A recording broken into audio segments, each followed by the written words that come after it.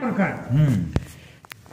Number 1 कुटस्थ चैतन्य, जीव चैतन्य, ईश्वर चैतन्य आणि ब्रह्म चैतन्य असे चैतन्याचे 4 प्रकार सांगितले. आता हे चैतन्य हे कसं आहे, जसं महाआकाश हे ओतपो सफराभरीत एकच आहे, त्याप्रमाणे ब्रह्मचैतन्य सर्वांमध्ये एकच आणि ओतपोत असंच भरलेलं आहे. पण त्याचेच 4 प्रकार आणि असे सांगायचे. जसे आकाशाचे 4 प्रकार करून सांगितले, घट आकाश, जल आकाश, मेघ आकाश आणि महाआकाश. आणि आकाशाचे 4 प्रकार आणि जसे सांगितले त्याचप्रमाणे उपाधिपूर्वक कुटस्थ चैतन्य, ईश्वर चैतन्य, जीव चैतन्य आणि ब्रह्मचैतन्य याचे लक्षणं. आणि आता ते आकाशाचे प्रकार समजले म्हणजे हे जीव चैतन्य, ईश्वर चैतन्य, कुटस्थ चैतन्य आणि ब्रह्मचैतन्य सहज असं कळेल. आता ते सांगतात. आता नंबर 1 कुटस्थ चैतन्याचे लक्षण. कुटस्थ चैतन्य म्हणजे बुद्धी किंवा वेष्टी अज्ञानाचे अधिष्ठान जे चैतन्य ते कुटस्थ चैतन्य. आता काय आहे की कुटस्थ चैतन्य म्हणजे काय. आता आपण विचार केला तर कुटस्थ चैतन्य म्हणजे त्या चैतन्याला आणि नाव का प्राप्त झालं तर वेष्टी अज्ञान किंवा बुद्धी.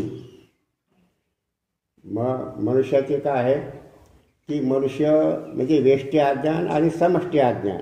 वेष्टी अज्ञान म्हणजे ज्या वेष्टी अज्ञानाला म्हणजे बुद्धीला किंवा अंतःकरणाला अधिष्ठान आहे तेवढ्याच आणि अंतःकरणाच्या बुद्धीच्या स्वरूपा इतकंच त्याला अधिष्ठानत्व येत आहे. म्हणजे अधिष्ठान आणि कोण हे त्या चैतन्याला नाव काय पडलं, कुटस्थ चैतन्य. कशामुळं नाव पडलं, बुद्धी किंवा वेष्टी अज्ञान. बुद्धी किंवा वेष्टी अज्ञान या वेष्टी अज्ञानाला आधार, या बुद्धीला आधार असलेला जेवढा चैतन्याचा भाग तेवढ्याच चैतन्याला नाव काय प्राप्त झालं, कुटस्थ चैतन्य. आता चैतन्य व्यापक आहे परंतु जेवढा बुद्धीचा भाग आहे, जेवढा वेष्टी अज्ञानाचा भाग आहे तितक्याच भागाला नाव काय पडलं, कुटस्थ चैतन्य. म्हणजे वेष्टी अज्ञान म्हणजे आपल्या शरीरापुरतच जेवढं अंतःकरण तेवढंच ना. वेष्टी अज्ञान आणि बुद्धी. आता हे 2 कल्पना सांगितलेले हे काय आहेत, बुद्धी आणि पुन्हा वेष्टी अज्ञान. कारण वेष्टी अज्ञानामध्ये काय आहे, स्पष्टता जीवाची कळत नाही. म्हणजे मी जीव आहे असं कळत नाही परंतु त्यात जीवाचं बीज आहे. कशात, आता आपण भुईमुगाचा शेंगदाणा घेतला आपण आणि त्या शेंगदाण्यामध्ये झाडाचं काय कोंब हे त्याच्यात पण दिसतो का. त्या दाण्यामध्ये काय झाड आहे म्हणजे झाडाचं ते बीज आहे, कोमल आहे, सगळे त्याच्यात. त्या वेष्टी अज्ञानामध्ये त्या झाडाचे काय आहेत, फांद्या आहेत, सगळे आहे पण कसे आहेत, सूक्ष्म आहेत.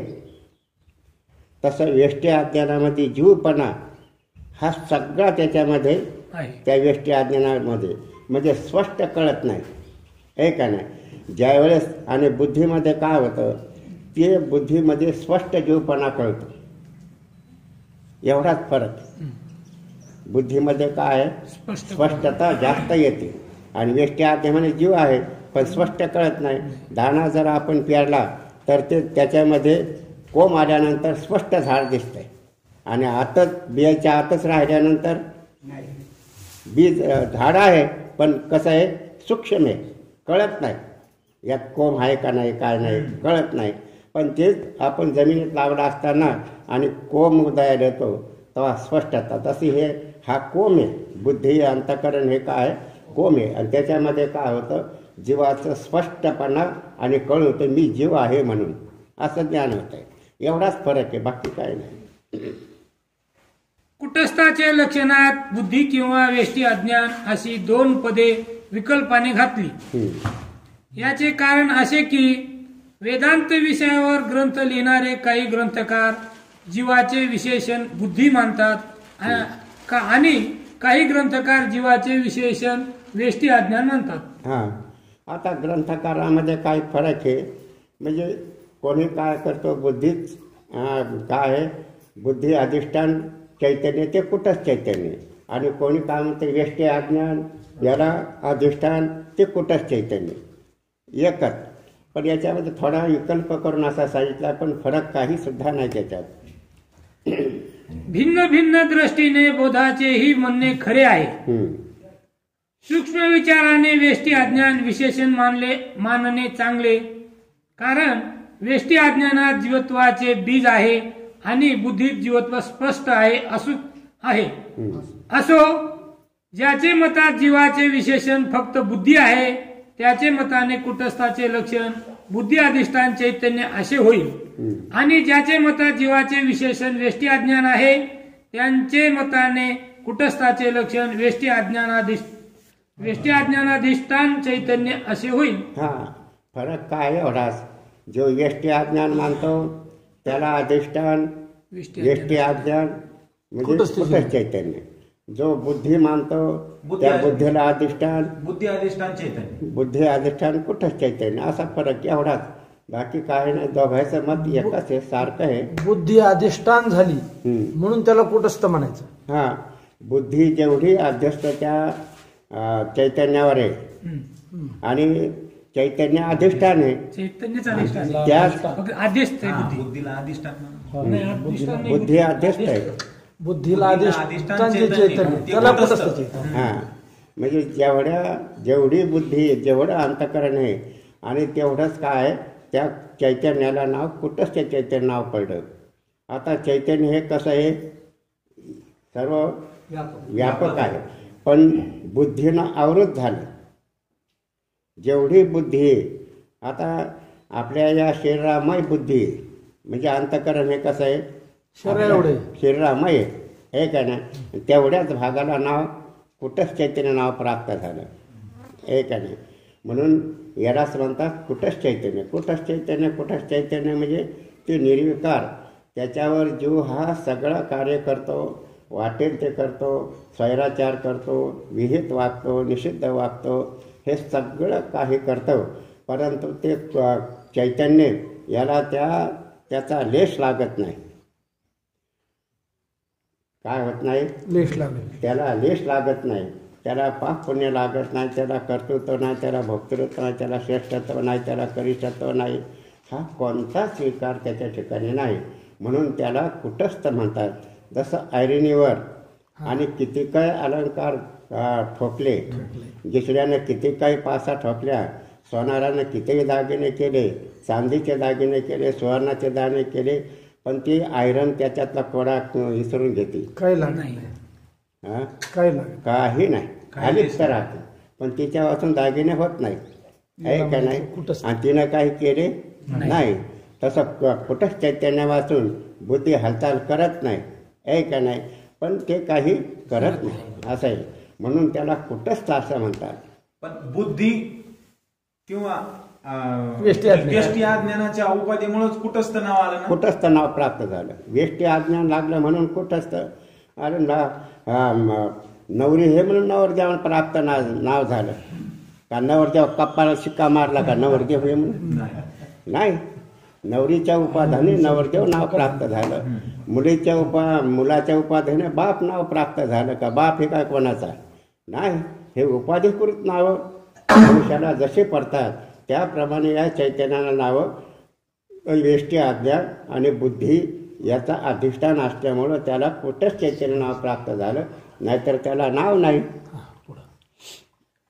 त्या दोन्ही मतांना विरोध राहू नये म्हणून आम्ही बुद्धी किंवा वेष्टी अज्ञानाचे जे अधिष्ठान चैतन्य ते कुटस्थ चैतन्य असे लक्षण केले आहे. हां, तेच वेष्टी अज्ञान असो किंवा बुद्धी अधिष्ठान असो त्याच चैतन्याला कुटस्थ चैतन्य नाव प्राप्त होतं. कशामुळं? बुद्धीमुळं हे का नाही. आणि वेष्टी अज्ञानामुळं. वेष्टी अज्ञान म्हणजे का आपल्या शरीरापुरतं प्रत्येकाचं वेष्टी अज्ञान वेगळं वेगळं आहे हे का नाही. आणि समष्टी अज्ञान सगळं ब्रह्मस्वरूपावर हे जे जगत दिसतंय हे कोणतं आहे? समष्टी अज्ञान. याला समष्टी अज्ञान म्हणतात. आणि आपल्या पुरतंच या शरीरापुरतं जेवढं अज्ञान आहे त्याला व्यष्टी अज्ञान. त्यालाच काय म्हणतात? व्यष्टी व्यष्टी अज्ञान. अज्ञान. आता नंबर 2 जीव चैतन्याचे लक्षण. हम्म. आता जीव चैतन्याचे लक्षण म्हणजे वर सांगितलेले कुटस्थ. आता हे कुटस्थ चैतन्याचं लक्षण झालं. चैतन्याचे 4 प्रकार, आकाशाचे 4 प्रकार. आता हे चैतन्याचे 4 प्रकार. 4 प्रकारापैकी एक प्रकार झाला. कोणता झाला? कुटस्थ. कसा झाला? की बुद्धी अधिष्ठान चैतन्य. बुद्धीला जे अधिष्ठान आहे आणि व्यष्टी अज्ञानाला जे अधिष्ठान आहे हा. त्या चैतन्याला कुटस्थ म्हणायचं. हम्म. जसं आयरणीवर काही जरी घडवलं हा. तर आयरणीचा त्या आयरणीशिवाय होत नाही, हा. पण आयरणीला त्या संबंध लागत नाही. तसं सगळं कार्य चैतन्याशिवाय होत नाही, पण त्या चैतन्याला त्याचा संबंध, त्याला कुटस्थ चैतन्य. काही लागत नाही त्याला. आणि व्यष्टी हे का अज्ञानाचा नाही? संबंध आल्यामुळे कुटस्थ चैतन्य. हा. बुद्धी अधिष्ठान चैतन्य म्हणजे कुटस्थ चैतन्य. हा. आता काय आहे? आता व्यष्टी अज्ञान कोणी विशेषण मानते, कोणी बुद्धी विशेषण मानते. काय म्हणते? बुद्धी विशेषण किंवा व्यष्टी बुद्धी अज्ञान. विशेषण. आता इथं जीव चैतन्य ते सांगतात. आता जीव चैतन्याचे लक्षण म्हणजे वर सांगितलेले नंबर 1 कुटस्थ चैतन्य आणि अनंत जन्माच्या वासना किंवा कर्माचे संस्कार ज्या बुद्धीत किंवा अंतकरणात आहेत ती बुद्धी किंवा अंतकरण व त्या बुद्धीत किंवा अंतकरणात चैतन्याचे प्रतिबिंब यास चिदाभास असेही म्हणतात. हे 3 मिळून जीव चैतन्य. हा. आता बुद्धी अधिष्ठान चैतन्य आणि त्या चैतन्यामध्ये त्या कुटस्थ चैतन्याचा आणि आभास हे 3 मिळून काय झालेला आहे? जीव चैतन्य. जीव झाला कसा? तर बुद्धी अधिष्ठान चैतन्य, त्या चैतन्याचा बुद्धीमध्ये आभास, हे 3 मिळून जीव. आता 3 मिळून जीव ते आता जीव आपल्याला प्राप्त होतो. कारण कोणतीही वस्तू आता आपल्याला तयार करायची असताना काय होतंय? भाकर म्हटले की उदक, अग्नी, धान्य. उदक, अग्नी आणि धान्य आहे का नाही? ही भाकर, हे 3ही मिळून भाकर जशी होती. जर पिठच नाही, पाणी आहे, लाकडं आहेत, नाही होत. आहे की नाही? अग्नी नाही, पाणी आहे, पीठ आहे, नाही होत. हे 3ही मिळून म्हणजे एक भाकर होती. त्याप्रमाणे 3ही मिळून हा एक जीव होता. केवळ बुद्धीच म्हणून जीव होत नाही, केवळ चैतन्य म्हणून बुद्धी होत नाही, केवळ आभास म्हणता येईल काय होत? जीव होत नाही. तर हे 3हीचा समुदाय ऐक्य होत आहे, त्यावेळेसच जीवपणा हे प्राप्त होतं. जीव झाला कसा हे लक्षात आपल्याला झालं पाहिजे. आता हे जर आपल्याला कळालं तर आपल्याला आता याची बेरीज झाली. आता याच्या पुढं बेरीज झाल्यानंतर याची वजाबाकी भागाकार कसा करायचा आणि हे आपल्याला नंतर समजेल. आता 3ही मिळून काय झालेलं आहे? जीव झालेला आहे. कसा? चैतन्य, कुटस्थ चैतन्य. आणि त्या कुटस्थ चैतन्यामध्ये बुद्धी किंवा अंतकरण आणि त्या बुद्धीमध्ये चैतन्याचं प्रतिबिंब, हे 3 मिळून जीव चैतन्य. हे 3 मिळून काय झालेलं आहे? बुद्धी अधिष्ठान चैतन्य आणि त्या बुद्धीत त्या चैतन्याचा आभास. हे 3 मिळून काय झालेलं आहे? जीव चैतन्य. त्याला जीव असं म्हणतात, म्हणजे विशिष्ट झाला. काय झालेलं आहे? विशिष्ट म्हणजे जीव म्हणजे विशिष्ट. आता विशेष याच्यात म्हणजे काय आहे? चैतन्य. आणि विशेषण काय आहे? बुद्धी किंवा बुद्धीला लिंग देह म्हणलं तरी चालतं ना. पंचदशी मध्ये आहे ना जीवाचं वर्णन करताना आहे. 17 तत्वाचं लिंग शरीर आहे ना, त्याच्यात बुद्धी आहेच. बुद्धी आहे. मन, बुद्धी, चित्त, अहंकार, पंचप्राण, पंचज्ञानेंद्रिय, पंचकर्मेंद्रिय तत्लिंग उच्चते. सप्त असं 17 तत्वाचं हे लिंग, त्याला लिंग शरीर असं म्हणतात. म्हणजे आता ही बुद्धी म्हणजे अंतःकरण म्हणा किंवा बुद्धी म्हणा, अंतःकरणाचेच विभागणे हे बुद्धी, मन, बुद्धी, चित्त, अहंकार हे अंतःकरणाचाच काय ह्या वृत्त्या आहेत. मग त्या बुद्धीमध्ये आणि चैतन्याचा आभास मिळून आणि काय झालेलं आहे? हा जीव चैतन्य आणि मी जीव आहे असं वाटतंय. आता विशेष्य याच्यामध्ये विशेष्य चैतन्य कोणतं चैतन्य? कुटस्थ चैतन्य विशेष्य. आणि विशेषण काय आहे? बुद्धी आहे. म्हणजे बुद्धी आणि विशेष्य मिळून काय होतं? विशिष्ट. जीव म्हटला की विशिष्ट. काय म्हणावं त्याला? विशिष्ट. विशिष्ट. गवळी गाय म्हटलं की विशिष्ट. हा ना, विशिष्ट आहे का नाही?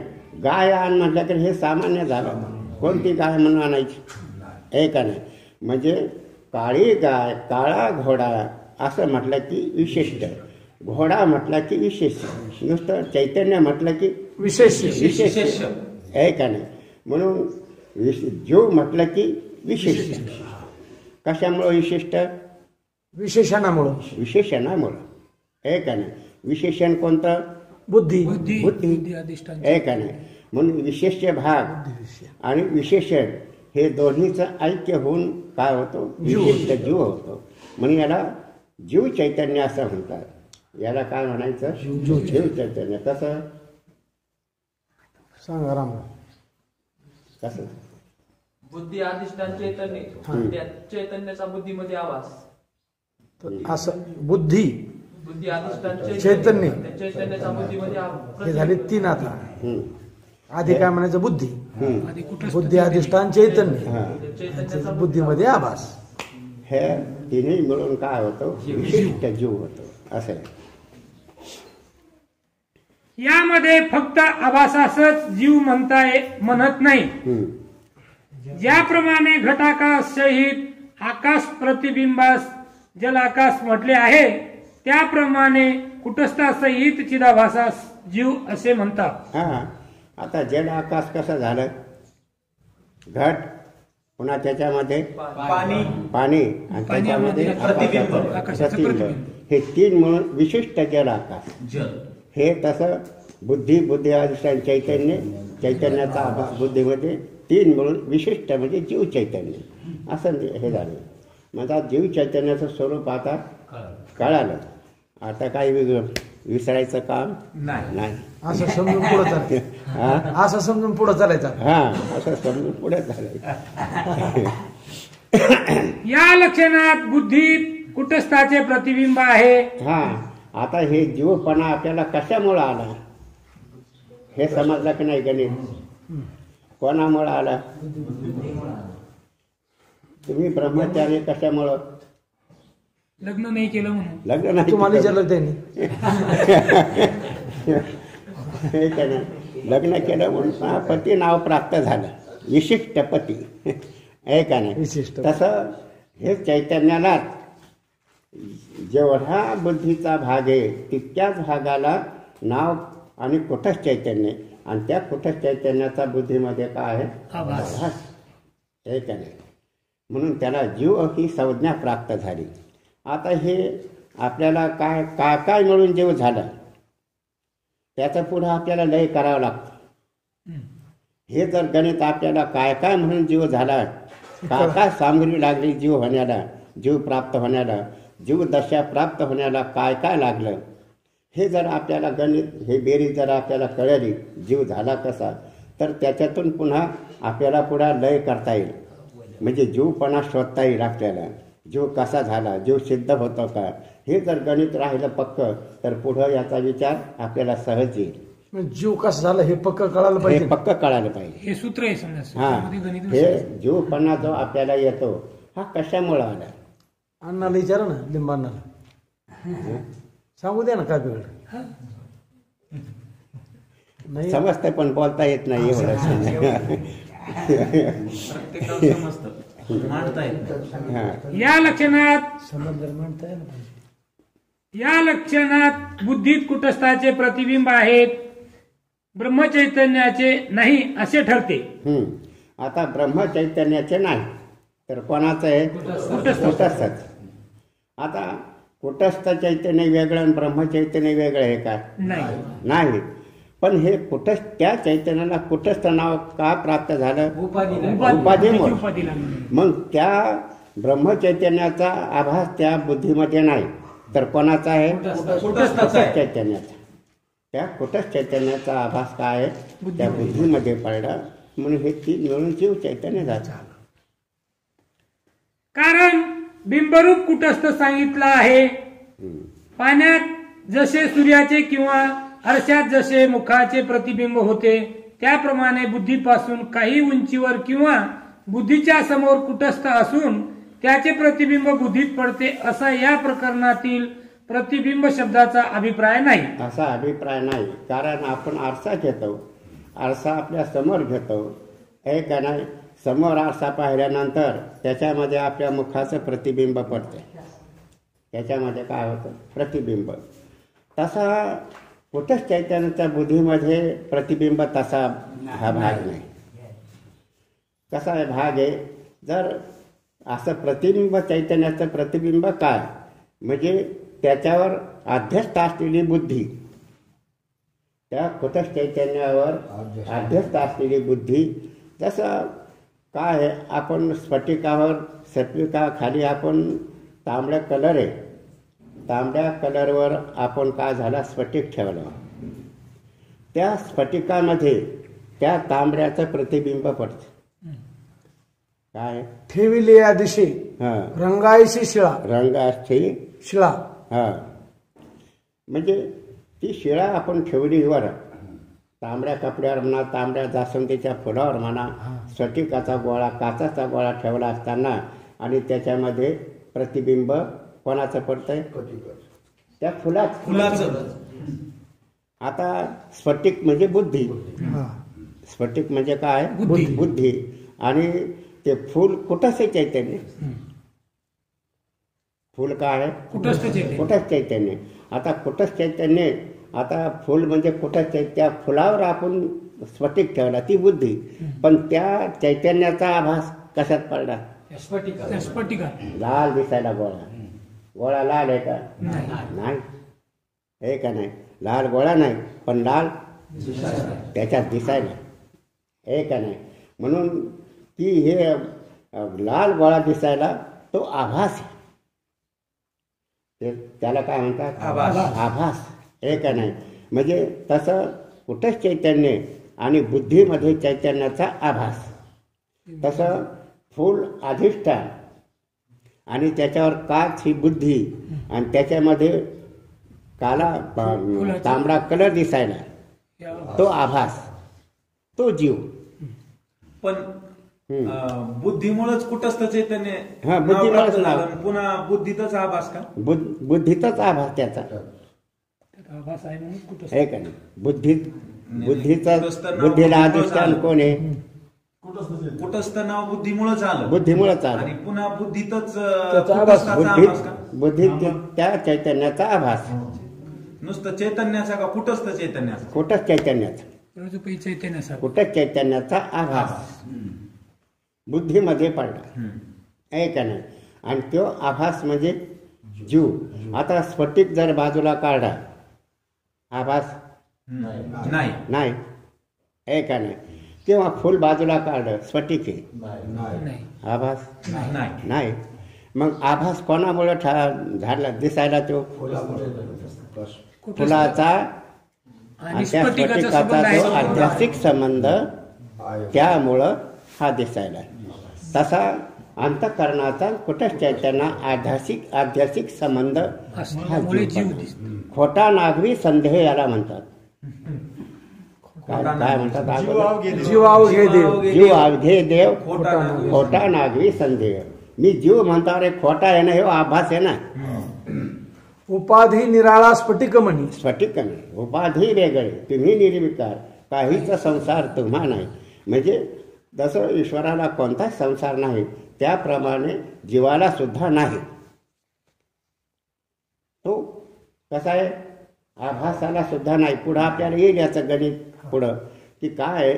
म्हणून स्फटिक आणि फूल दोहीचा आध्यात्मिक संबंध म्हणून, आणि त्याच्यामध्ये जो लाल कलर दिसतो, पण लाल कलर सुद्धा नाही पण दिसतो. तसा बुद्धीमध्ये जीव असा वाटतो, पण तो सुद्धा नाही. पण ही जीव झाला कसा हे सांगायचे एवढंच. तर ज्याप्रमाणे लाल रंगाच्या फुलावर स्फटिक ठेवला असता त्या स्फटिकामध्ये फुलाचा तांबडेपणा दिसून येतो, तो स्फटिकांतील तांबडेपणा फुलाचे प्रतिबिंब आहे. त्याचप्रमाणे कुटस्थाच्या आश्रयावर असणारी जी बुद्धी किंवा अंतःकरण, त्यात कुटस्थाची प्रकाशता म्हणजे कुटस्थाच्या सामान्य ज्ञानाची जी विशेषता ते कुटस्थाचे प्रतिबिंब. हे कुटस्थाचं काय आहे? प्रतिबिंब. कारण काय आहे की कुटस्थ चैतन्य सच्चित आनंद स्वरूप आहे. चित म्हणजे प्रकाशरूप आहे. कुटस्थ चैतन्य कसं आहे? प्रकाशरूप आहे. हे काय नाही, त्रिकालाबाधी सत्य आहे, प्रकाशरूप आहे, ज्ञानरूप आहे आणि पुन्हा आनंदरूप आहे असं आहे. आता बुद्धी म्हणजे ही काच. बुद्धी म्हणजे काय आहे? अंतःकरण म्हणजे काय आहे? हे काच. जसा आपण दिवा लावला आणि दिवा लावल्यानंतर ज्योत अशी बारीक असते आणि काच ठेवल्यानंतर त्यात प्रकाश प्रफुल्लित होते जास्त. कशामुळे दिसतो प्रकाश? काचेमुळे जास्त. काचामुळे. हे काय नाही, मग हे काचामुळे जास्त प्रकाश पडतो. तशी बुद्धी स्वच्छ आहे, सत्वगुणाची आहे का नाही, म्हणून त्याच्यामुळे आणि तो त्या कुटस्थ चैतन्याच्या प्रकाशाने हे प्रकाशित जास्त होते. कशाच्या? कुटस्थ चैतन्याच्या प्रकाशाने. कुटस्थ चैतन्याच्या थोड्या प्रकाशाने ती बुद्धी त्याच्यावर ठेवली असताना, काच ठेवला असताना आणि फक्त उजेड पडतो. बरं काच नसू द्या, उजेड पडतो का चांगला? दगड जर ठेवला जास्वंदीच्या फुला नाही, तिच्यात प्रतिबिंब थोडंच येईल. प्रतिबिंब नाही.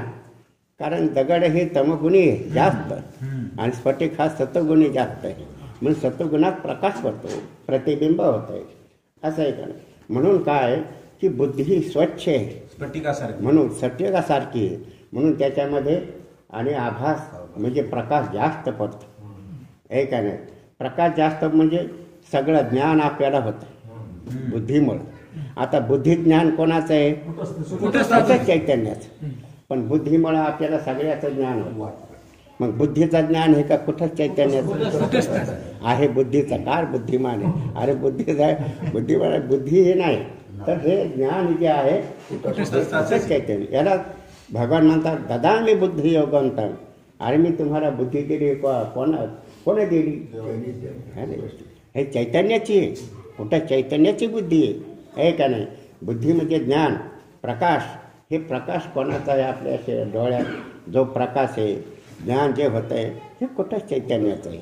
आणि हे अंतःकरण स्वच्छ असल्यामुळं आणि आपल्याला जास्त प्रकाश हे होतं. आता आता एवढं जर थांबलं, आता याच्यावर मालिन्य येतं. आता काच लावल्यानंतर ज्यावेळेस काच लावतो आपण त्यावेळेस दिवा असा सामान्य रूपाने राहतो, काजळी काही होत नाही, काय नाही. आणि काच ठेवला असताना त्याच्यावर काजळी येते. तसं बुद्धीच्या उपाधीनं बुद्धीचं कर्तृत्व, भोक्तृत्व, श्रेष्ठत्व, संस्कार, अंक टंक जे स्वैर वागते हे मालिन्य येते. आणि मालिन्य येत त्यामुळं मी जीव आहे म्हणतो, मी करता आहे, मी भोगता आहे, मी काम काय, मी टमका आहे, मी सावकार आहे, आमका.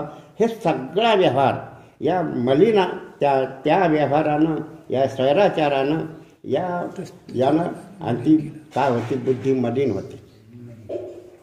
काय होती? मलिन होती. आणि मलिन झाल्यानंतर ते दिवावर जी ज्योत आवरण काय होत आहे? मग त्याच्यावर आवरण येत आहे. मग दिवा असतोच, पण काजळीमुळं अंधकार पडतो. काजळी आली कोणावर? काचावर. हे का नाही. कशामुळं? कर्तृत्व, भोक्तृत्व, पाप, पुण्य हे सगळं मिळून हे सगळं काय झालं? संस्कारामुळं. आणि काजळी निर्माण झाली म्हणजे मलिन झालं. हे का नाही. मलिन झाल्यामुळं प्रकाश जसा आहे तसा कुठंच चैतन्याचं ज्ञान होत नाही. मग आता तो काच याला तुकोबाराय म्हणतात उजळीला दीप हुरूपे. आता दीप होता पहिला म्हणून उजाळला का नव्हता म्हणून उजाळला? होता म्हणून उजाळला. दीप होता पण काय झालं? ती काजळी आली. काजळी आली. म्हणजे याला म्हणतात म्हणजे गुरुकृपेनं आवरण दोष निवृत्त केला. ही काजळी निवृत्त झाल्यानंतर यालाच म्हणतात उजळीला दीप गुरुकृपे. फेडीला डोळ्याचा कवळ. फेडीला डोळ्याचा कवळ. धुतला गुणदोषाचा मळ. फेडीला गुणदोषाचा मळ. हा सगळा मळ आणि गुरुकृपेनं असा होतो. म्हणून ह्या बुद्धीमुळं, या बुद्धीच्या कर्तृत्व भक्तृत्वाच्यामुळं आणि मालिन्यता येते, ते दिवा हे होतं. म्हणून मी बद्ध आहे, मी अधोगतीला जातो, मी मरणार आहे, हे सगळं मालिन्य येतं आणि गुरुकृपेने त्याचा उजळ होतो. असं सांगायचे ते नाही. पण हा दीप, जसं उजळीला दीप तुम्ही म्हटलं, तुकोबारांचा उजळीला दीप गुरुकृपे म्हणजे कसा. आता कोठाळकरांनी सांगितलं, दिवा लावला आणि त्याचं काजळी आली, ते काजळी काढून टाकली, मी ते पुजाळला झालं. याचं कीर्तनात सांगितलं होतं. म्हणजे हे कसं सांगायला, काय जरा ही प्रक्रिया सांगा थोडंफार. नाही हे का नाही, म्हणजेच काय, हे जर लक्षात आलं तर आपल्याला हे तुकोबारायचं गणित सोडवता येतं आपल्याला. त्याचा अर्थ कळतो. त्याचा अर्थ कळतो. नाही तर काय कळणार आहे आपल्याला, हे का नाही. सामान्य प्रकाशास स्वच्छ उपाधीचा संबंध झाला तर उपाधीमुळे प्रकाशाला विशेषता येते. याची प्रतीती दिव्यावर काचेची नळी ठेवली असता सर्वास येते. त्याप्रमाणे बुद्धी किंवा अंतःकरण हे अपंचीकृत पंचमहाभूताच्या सत्वगुणाचे कार्य आहे. आता अंतःकरण हे काय, पंचकृत पंचमहाभूताचं हे काय कार्य आहे, म्हणून स्वच्छ आहे. अंतःकरण प्रत्येक इंद्रिय आणि पंचमहाभूताचं कार्य म्हणून स्वच्छ आहे. यामुळे कुटस्थाच्या ज्ञानाची बुद्धीत किंवा अंतःकरणात जी विशेष प्रकाशिता तेच कुटस्थाचे प्रतिबिंब व त्यास आभास म्हणतात. म्हणजे अंतःकरण हे स्वच्छ सत्वगुणाचं असल्यामुळं आता प्रत्येक पदार्थ कसा आहे की सत्वगुण, रजगुण, तमगुण हे तिन्ही मिळून प्रकाराचे केले तीन. तुका म्हणे जन प्रकाराचे केले तीन. या तीन गुणा कोणत्यामध्ये तीन गुण आहेत. हे गायीमध्ये सुद्धा त्रिगुण आहेत, वाघामध्ये सुद्धा त्रिगुण आहेत, माणसामध्ये सुद्धा त्रिगुण आहेत. सगळे पदार्थ त्रिगुणात्मक जगत असं बनलेलं आहे. परंतु हे सत्वगुण आणि अंतःकरण हे पंचकृत पंचमहाभूताच्या सत्वगुणाचं हे कार्य म्हणजे स्वच्छ आहे. म्हणून त्याच्यामध्ये प्रकाश पडतो. सत्वगुणामध्ये काय होतं, प्रकाश पडतो. मग सत्वगुणाचं आणि त्याच्यामुळे ज्ञान होतंय. सत्वा संजायते ज्ञानम द्वेषो लोभ एवच. म्हणजे त्याच्यामध्ये प्रकाश स्वच्छ असल्यामुळं आणि प्रकाश पडतोच. पाणी स्वच्छ जर असेल तर प्रतिबिंब दिसेल. हलू लागलं तर दिसत नाही, आहे का नाही. म्हणजे हलू लागलं की रजगुण. पाण्यामध्ये काय क्रिया व्हायला म्हणजे हललं चाललं म्हणजे रजगुण. गडोळ झालं म्हणजे तमगुण. आणि स्थिर झालं, स्वच्छ झालं म्हणजे सत्वगुण. तशी बुद्धी स्थिर झाली, स्वच्छ आहे, म्हणून त्याच्यामध्ये आणि कुठं चैतन्याचं प्रतिबिंब. कोठे कोठे ब्रह्मचैतन्याचे प्रतिबिंब बुद्धीत किंवा अंतःकरणात होते असे म्हणतात. आता काही शास्त्रकार चैतन्यातच प्रतिबिंब बुद्धीत पडतंय. काही आभासवादी म्हणतात अरे कुठे चैतन्याचा आभास बुद्धीमध्ये पडतो. असा फरक पण एकच. ब्रह्मचैतन्य म्हटलं ना, ब्रह्मचैतन्य म्हटलं कुठे चैतन्य तरी काय आहे, एकच आहे. नाव त्या बुद्धीमुळं नाव कुठे चैतन्य नाव पडलंय. कारण कुटस्थ व ब्रह्म हे स्वरूपाने एकच आहे. आता रूपरहित व्यापक चैतन्याचे प्रतिबिंब घडणार नाही असे कोणी म्हणेल तर रूपरहित शब्दाचे रूपरहित आकाशाचे ठिकाणी प्रतिबिंब संभवते हे आकाशाचे दृष्टांतात सांगितलेच आहे. आता चैतन्य हे निर्विकार आहे. रंग नाही, रूप नाही वर्ण छाया. त्याला रंग नाही, त्याला गुण नाही, गोत्र नाही, काय नाही, सावयव नाही, निर्वय नाही. असं ते सावयव निर्वय रहित असं सूक्ष्मातलं सूक्ष्म असं ते परब्रह्म आहे. सावयव पदार्थाचं प्रतिबिंब होत असतं असं कोणी म्हणतंय. पण निर्वय आकाश जसं कसं आहे निर्वय आहे, तसं परमात्मा कसा आहे, त्याला काहीच नाही, आहे का नाही. त्याला रूप नाही, काय नाही. रूपवान पदार्थाचं प्रतिबिंब होत आहे. म्हणून परमात्मा त्याला रूप नाही, त्याला मूर्तिमंत नाही, नाही रूपवर्ण गुण जेथे, नाही रूपवर्ण गुण जेथे, त्याला काही सुद्धा नाही. आणि त्याचं प्रतिबिंब कसं होईल याच्यामध्ये दृष्टांतात मागं सांगितलं की आकाश हे निर्वय आहे, पण त्यांचं जे प्रतिबिंब होत आहे हे कसं, आता शब्द हा निर्विकार आहे, शब्द कुठे आहे निर्विकार, पण शब्दाचा उच्चार केला असताना तिकडून प्रतिध्वनी निर्माण होतं, हे प्रतिबिंब आकाशाचं आहे का नाही. तसं चैतन्याचं प्रतिबिंब बुद्धीमध्ये होतच. याकरिता बुद्धीत चैतन्याचे प्रतिबिंब होते हे सिद्ध आहे. म्हणून हे सिद्ध झालं. म्हणजे बुद्धीमध्ये चैतन्याचा आभास हे तीन मिळून जीव चैतन्य असं झालं. अशा रीतीने कुटस्थ चैतन्य, बुद्धी आणि बुद्धी चैतन्याचे प्रतिबिंब हे तीन मिळून जीव चैतन्याचे लक्षण झाले. आता हे जीव चैतन्याचं लक्षण झालेलं आहे का नाही, ठेवायचं